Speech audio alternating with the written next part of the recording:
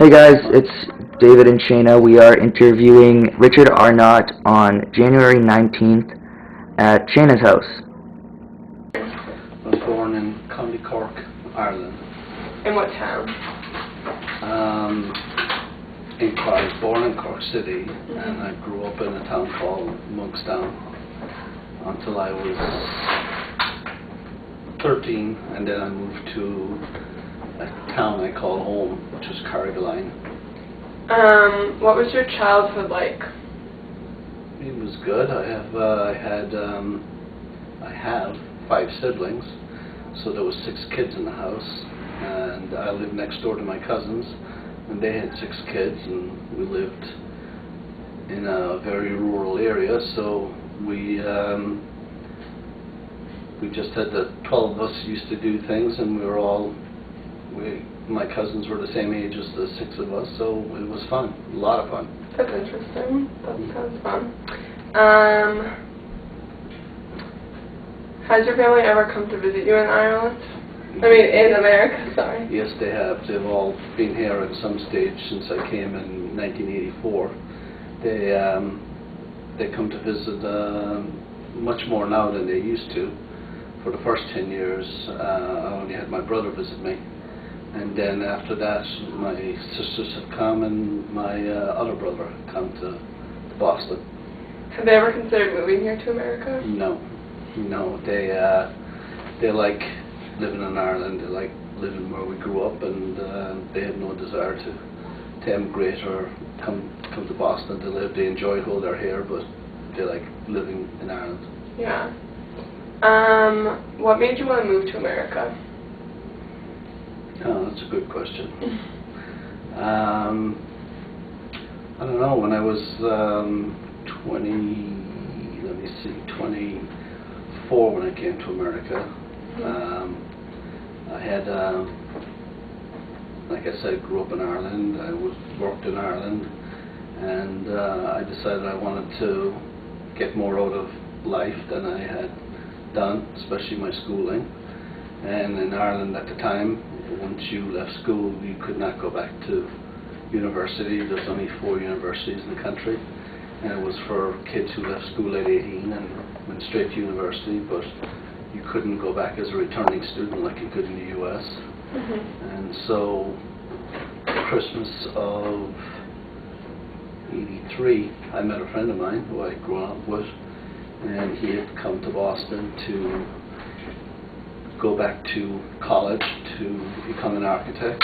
So he invited me to come over and try it for a while to see if I'd like it or not. And so I took a couple of months and thought about it. I also thought about immigrating to Australia, and decided to come to America instead because it would be easier to get home if I wanted to. So you got your H-1 visa, and how hard was it to get a visa to come to America? It was really hard. I mean, one of the points that Americans don't see or don't get because they're lucky enough to be born here is how hard it is for people to get into this country. I mean, people die trying to get here because it's such a great country, and to most Americans, they're just used to it. They don't realize it. But so when I first came here in September of '84, I had a visitor visa, which was good for 3 months to come and visit. So after I got accepted to Bunker Hill, I had to go back and get a student visa because my visitor visa was expiring, and I had to have the right visa in order to get accepted to school. You cannot get accepted to school here as a foreign student without the visa. And also in school, you got to realize that as a foreign student, which is rightly so, foreign students pay a lot more to go to school here than kids that are born in America. So you pay out-of-state students, you pay the full amount yourself, which is the right way it should be. So I went back in Christmas time, 1984, with the forms for the school. And this is an interesting story. I went to the U.S. Embassy in Dublin, and I went in